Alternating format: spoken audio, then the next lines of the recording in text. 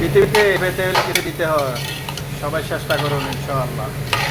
চেষ্টা কখনো বিফলে যায় না, চেষ্টা করে দেখুন।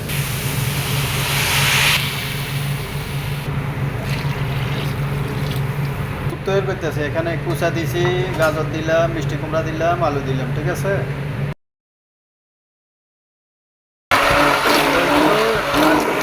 অর্ধেক পিটি লইলাম আর অর্ধেক গোটা থাকবে, ঠিক আছে। একটু তেল দিতেছি।